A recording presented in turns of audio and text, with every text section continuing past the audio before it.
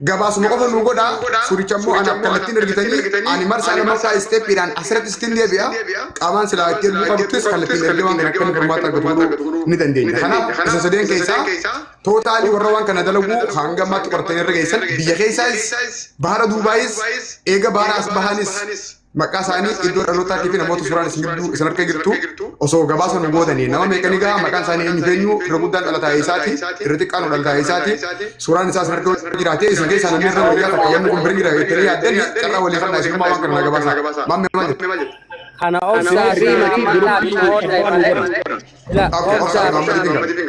Omsa fi Muhammad fi Afrika hote male ani gaafa doltu udallaan jiru dallala seerandala gatu namoonni sun minjira namma guutun nama haaraya bilbilaan sagalee ni hote male wallahi maqaa nama takkaan beeku ani beeke adiidha nama barreeffatu danda'umi embe sagale ubba bilbilana kenna tinda wala ana kan man ya ubun se no abula ya Allah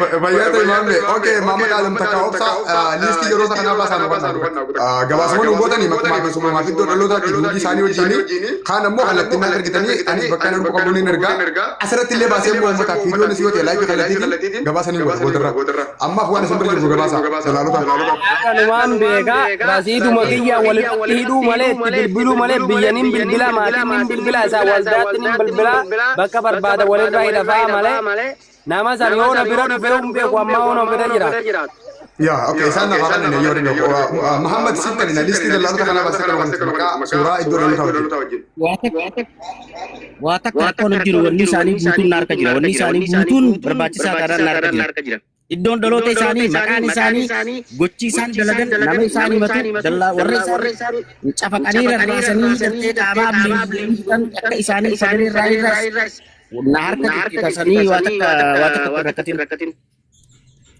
Oke, itu Muhammad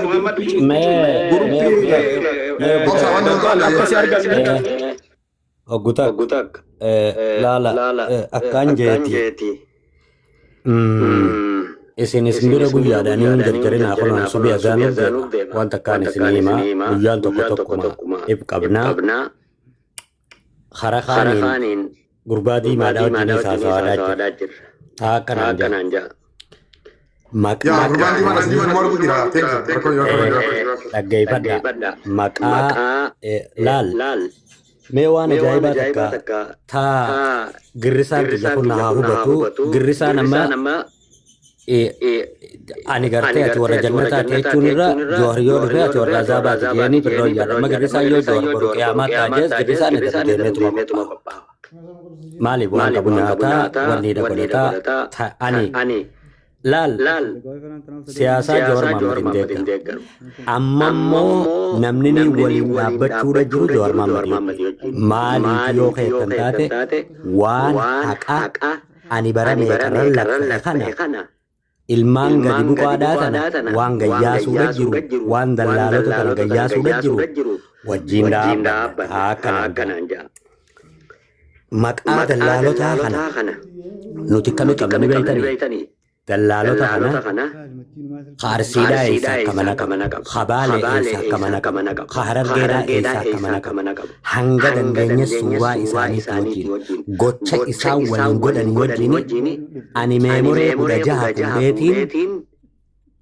meemuree 4 dirree xayyaara masriitti narraa qaban maaliif jennaan yaman irraa kaanii Austraaliyaa dhufuuchuun yamanii fi masrii idduu sa'a sadii naan deeme xayyaarri masrii fi doohaa idduu sa'a sadii cina naan deeme doohaa irraa kaasee xayyaarri ilaa meelboorn hunda follow godha dhaanaa isin biyya isin fayyada waan ta'eef itti isin ilaalee hunda follow godha thank you xayyaarri doohaa irraa kaasee meelboorn na fiduudhaaf sa'a 19 naan deeme dirree xayyaara doohaa irratti lilmee dabarsuu hin dandeenyu daakiraa 4 masriin irraa caccabsan eessatti hin deemte jaanii doohaa irratti sababaa kiyyatti xayyaarri daqiiqaa 15 dhaabbate obsa dagaa waggaa meemoorii jechuu keeteeti.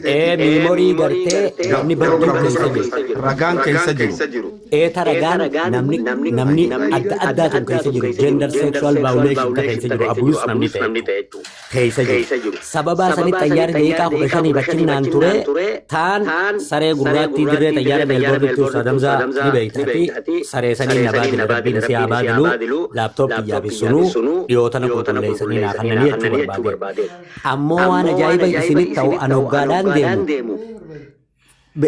Viidiyoodhaa fi suuraalee akka jirtutti Ahmad Adam bira dabarseetiin Haamarraa Umar Adam bira dabarsee ati yoo dallaalli si jeese ani si boodaana ani yoon ajjeesan ati arsiidhaa achi dhufanii sin ajjeesanii sibiratti hafuudha qabeenneeti arsiirraas illee wallorraas illee jimmarraas illee baalerraas waan ajaa'iba isinitti ta'urraa jechuudha. Maaliif nuti gandummaan achi nu keessa hin jirru tokkummaadhaan waan bakka sanii dalagu jechaadha. Ta'amma xaadan biraa akkasuma jirtu jechaadha yoo ta'an biraa baddallee jechuudha. Ta'amma xaadan biraa akkasuma jirtu. Amma kana waan taate asirra waan taatanii isinii himuutu dallaala kana as gubbaadhatti maqaalee isaanii dabbaale yoo dhoon. Ani beekadhu Mushammadii fi gaafa silaa Yaman keessatti kun obboleessa keenya Afrikaa Paawaras jira ayaama naa qabanii uffatan nama guyyaatii gabbee deemu tokko jechuudha. Maallaqa guddaa san qoonni buusan. Wanni inni je'eef akka jirtutti hattuu lammaas jala jirti. Hattoonni akka jirutti mana kana jala jirti. Yoo ammoo lakki ni sodaatteettan bismillahii qaraatiidhaan itti darbaa qophaawaadhaa. Qaraatiidhaan itti darbaa yoo ni sodaatteettanii haga tokkoon irraa isinii qaraa. Ibsaa Abdallaa kan jiraatu magaalaa Harar. Iddoon dhaloota isaa Machaara. Mukhtaar Foostoo. Iddoon dhaloota isaa Baabbil Harargee Bahaa. Khaalid Shooddee kan itti dhalate Dadari. Makkala. Ammaaf. Oromiyaa keessa jira. Khayruu Muhammad Usmaan Arsii Shirka bakki inni jiru Lasaanoti. Ahmad Fadis iddoon dhaloota isaa Fadis hamma jiraatu naannuma Somaaleedhaa kana keessa. Iftuu Haaruun iddoon dhaloota isii Awwadaay bakki isiin amma jiraattu Lasaanoti abbaan mana siidhaa Dulbaan ta'e. Hussein Gursum iddoon dhaloota isaa Gursum bakki amma jiraatu naannuma sani. Fu'aad Waqii iddoon jireenya isaa Bosaas iddoon dhaloota isaa Hirna. Aadam Abdishaa mujrima badaa dhalataa Wallooti naannoon amma jiraatu Yaman sanaadha. Amma warreen as keessatti himame kuni akka sadiitti ilaalama. Warra Yaman jiru warra tokko keessaa wanni jiru kun maqaanis fi nama 67 kaniin irra utaalee jira. Warroota Sultaan Gannaal yaamuu hin deema. Sultaan Gannaa bakka biratti yaamuu deema. Warra nama 65 ka gurbaa diimaadhaaf taargeeta keessa jiru achumatti hin qabeefi. Dhaggeeffadha. Haaya amma san bira gatu taalii warra Yamanitti hin deema. Gurbaan diimaan jiru kana dagatan Oromoon itti fufu. Ammaan tana as keessatti warraan dhiisee fi warra maqadabaa irra bahee shunkurtii furfuunfatu jiru famxamanni qab itti gaggodee deebi'u jirus dila tokkootu jira. Dhaggeeffadha. Warra Ataqittiin dhufa. Warra Ataq. Mee dhaabbata liistii warra kananiin baasaa turina jala. Deemaa namoota sirna kana fooloo godhaa sagalee godhaa hundi keessanuu wanni eegamanii kana caala. Deemaa. Baasa. Daakiraadhaan wanti dhaan na jalaa gurraachumee ture. Amma taatama biraan qaraata. Maamata atum gargaara. Maamata atum yoo dandeessi muutii irraa ga'e. Umar aku tahu dabar. Oke, tuh.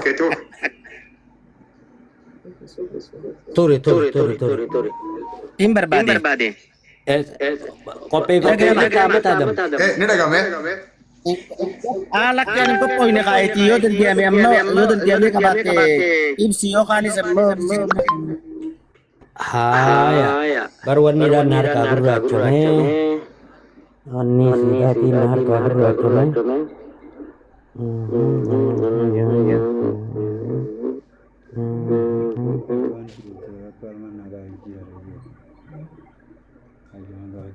Ay, anti narka beracun.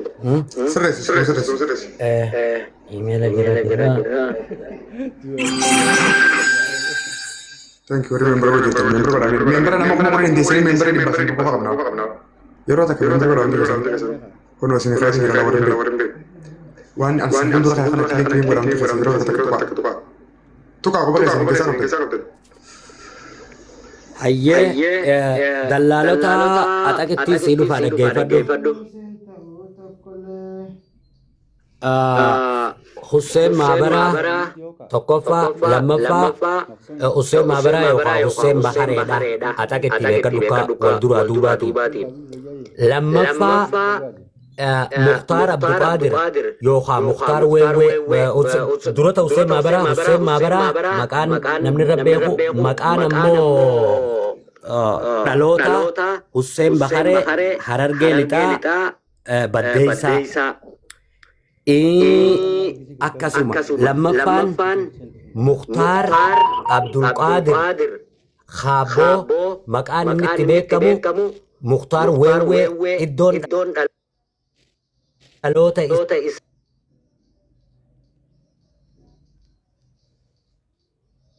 isaa godina Arsii aanaa sirkaa ganda Gallabaa Buusaadhaati.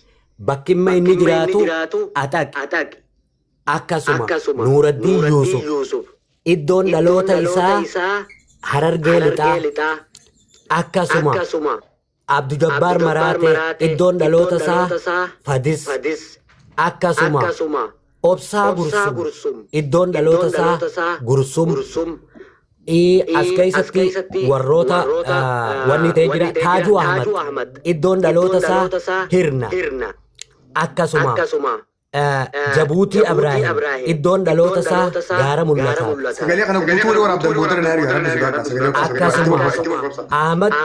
akkasuma Ahmad Bashiir iddoon dhaloota isaa Fadis Miidhagaa akkasuma Ibsaa Jamaal iddoon dhaloota isaa Harargee lixaa bakkimma inni jiraatu Suudii Arabiyaa inni kun baagiraawundiin isaa isa jalatti namoota dilaatu jira gabbu'ee dubbachuu hin fedhu.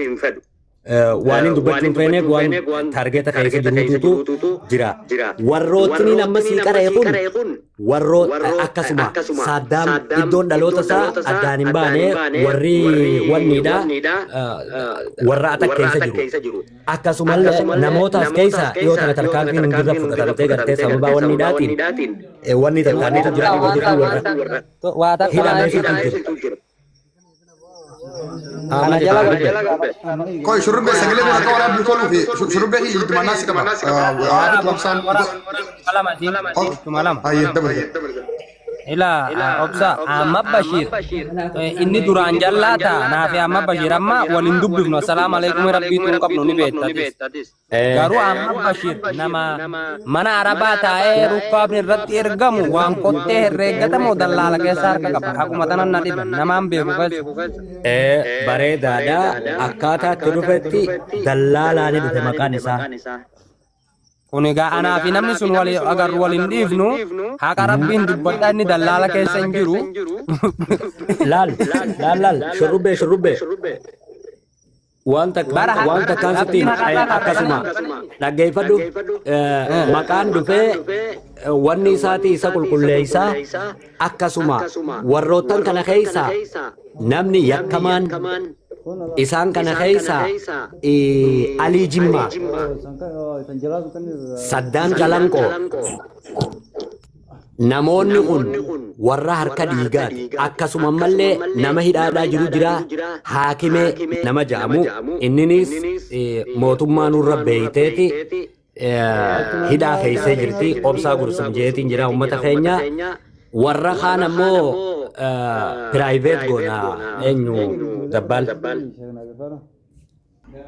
okay waan asirratti dubbatu qabda maamlaata mee guutaa obsaa khiyya obsaa gursum kun kanuma amma tiktok ran wajji jiru kana qabiye jiru kana mukhabiraat هاي أبو خنامت Kanam. Inu suuraan dhumaa argina alaa nama ustaaza waan goonu. ما فيها Gabaasa amma kan kana. Kaatu tokko ofiin yakka adda baaftan jechuu barbaada. Miskiina irraa dalagatu biyya taa'eeti. Yaa wannoo goona amma. Dhagayi kuniyaata jira maafiyaa ilmaan namaa laqaaquudhaan beekame. Fayyaa ta'e obsaa takka Mahammad Afrikaa Maamud Shurrubbee yoo ta'e booda guruppiin ijaarrannaa maqaa kanan bakka uummanni dhagahu maafi malee bakka dhaloota maqaa guutuu fi suuraa namootaa wajjin boodarra isaan irraa walirraa fudhannee miidiyaa hawaasaattis yoo ta'e joor biraas yoo ta'e akka inni kallattiin gahu ni goona.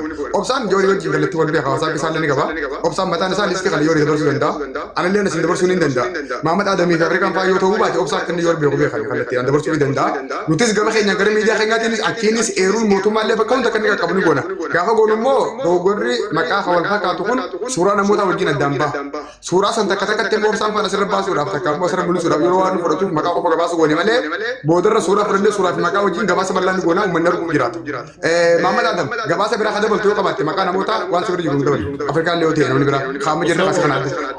Osuma ammatti hin dabarre dura qabxiidhaan waraabaa jirra waan gootu gaafii amma shurrubbeen kaase kanuma amma shurrubbeen kaase gaafii sirriiti namoonni dhugumaan gocha san keessaa yakkummaadhaan himatamanii fi namoonni akkuma haqaatti gartee namarraa waa buufachuudhaa fi haqa fi nama gargaaruudhaan karaa nama dabarsuudhaan maallaqaa san fudhatanii wal keessa makamee akka hin dabarreef takka uummata irratti illee kan dubbifamneef waan kana irratti qorannoo jabduu barbaachisaa jechuu barbaachisaa. Interpreetara naan ta'ina an afaan Oromoodhaaniin beeka. An afaan Oromoodhaaniin beeka interpreetara naan ta'inaadha afaanii kaan naan ta'inaadha waan takkaan isiniin jechuu barbaada uummata ka'e. Dhaggeeffadhaa isinirraa bu'uu deema garuu obsa akkaanan namarraan deebine beektaami bakka waa jiru. Wayin faayidaa fi dalagaan namaa hidhama gaafa dhaga buutu dhabe. Amma Bashir gaa dhuga anaa fi amma Bashir waliin feenu siin jee. Sii galee wallaahi waliin feenu kunoo dhalaa kayyanaan garsiisin amma Bashir gaafa nan Itoophiyaa dhufurraa qabee mana Arabaa ta'a. Dalagaan qabu dheengadda namaa wal dhabaati nama sanii walii araarsine nutu mana Arabaatii baase ergasillee wal dhabnee jirra rukkaaba maraatee qofa qeebalaa ture yeroo xiqqoo yeroo girgiriin ana mooraa ibidda gubbaa kanatti ibidda qabsiisanii qawwee gannutti man beektamu hin beektu akka Oromottis akka kaanittis walii galame dubbii san beektu gaafsanillee mana jira.